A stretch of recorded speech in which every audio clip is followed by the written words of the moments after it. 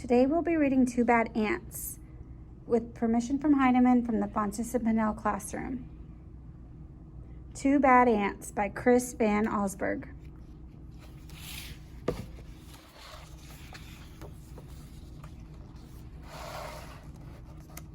The news traveled swiftly through the tunnels of the ant world. A scout had returned with a remarkable discovery, a beautiful sparkling crystal. When the scout presented the crystal to the ant queen, she took a small bite, then quickly ate the entire thing. She deemed it the most precious food she had ever tasted. Nothing could make her happier than to have more, much more. The ants understood. They were eager to gather more crystals because the queen was the mother of them all. Her happiness made the whole ant nest a happy place. It was late in the day when they departed. Long shadows stretched over the entrance to the ant kingdom. One by one, the insects climbed out, following the scout, who had made it clear. There were many crystals where the first had been found, but the journey was long and dangerous. They marched into the woods and surrounded their underground home. Dusk turned to twilight, twilight to night. The path they followed twisted and turned, every bend leading them deeper into the dark forest.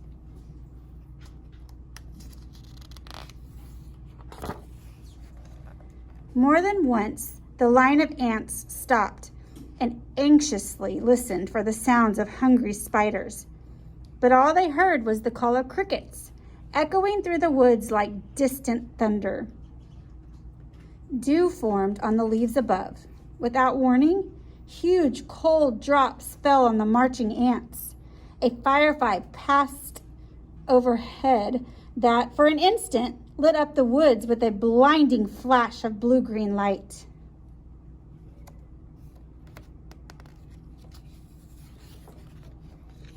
At the edge of the forest stood a mountain. The ants looked up and could not see its peak. It seemed to reach right to the heavens, but they did not stop. Up the side they climbed, higher and higher. The wind whistled through the cracks of the mountain's base. The ants could feel its force bending their delicate antennae. Their legs grew weak as they struggled upward. At last, they reached a ledge and crawled through a narrow tunnel. When the ants came out of the tunnel, they found themselves in a strange world. Smells they had known all their lives, smells of dirt and grass and rotting plants, had vanished.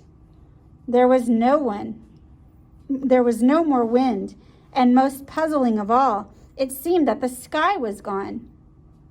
They crossed smooth, shiny surfaces, then followed the scout up a glassy, curved wall. They had reached their goal.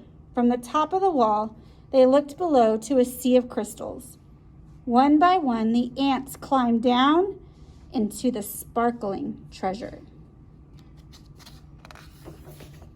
Quickly, they each chose a crystal, then turned to start the journey home.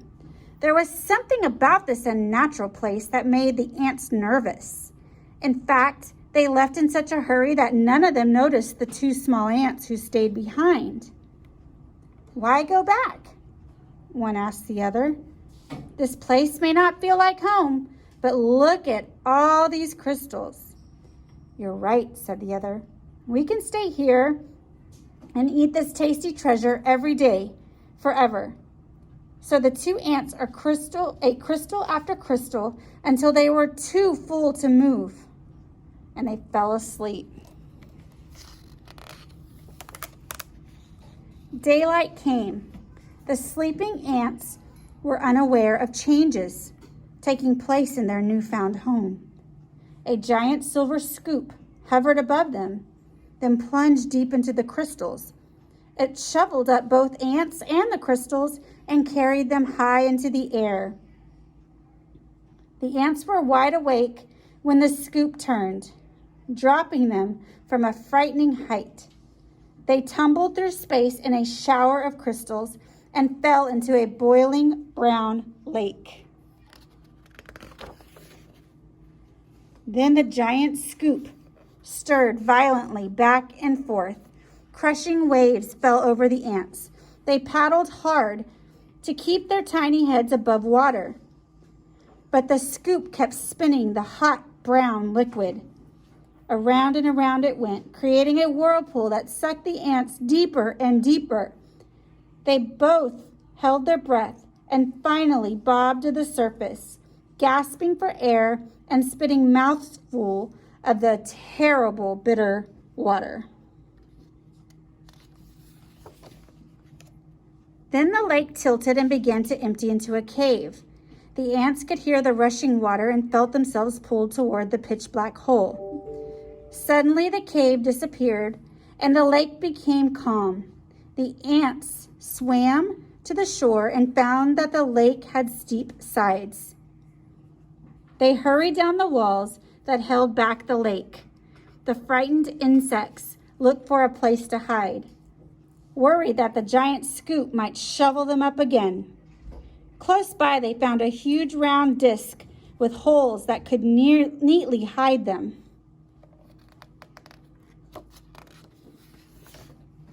But as soon as they had climbed inside, their hiding place was lifted, tilted, and lowered into a dark space.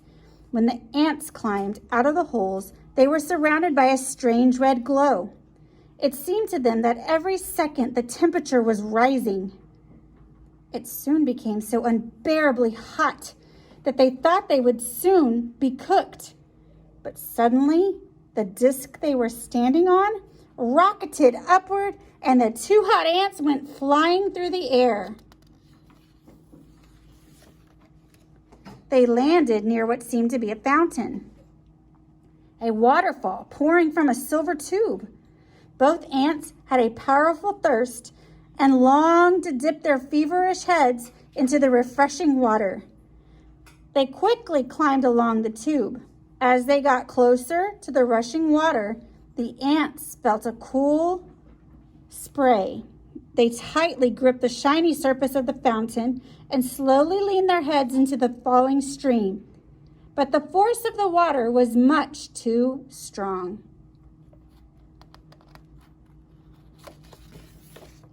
The tiny insects were pulled off the fountain and plunged down into a wet, dark chamber. They landed on half-eaten fruit and other soggy things. Suddenly, the air was filled with loud, frightening sounds. The chamber began to spin. The ants were caught in a whirling storm of shredded food and stinging rain. Then, just as quickly as it had started, the noise and spinning stopped. Bruised and dizzy, the ants climbed out of the chamber. In daylight once again, they raced through puddles and up a smooth metal wall. In the distance, they saw something comforting. Two long, narrow holes that reminded them of the warmth and the safety of their old underground home. They climbed up into the dark openings. But there was no safety inside these holes. A strange force passed through the wet ants. They were stunned, senseless, and blown out of the holes like bullets from a gun.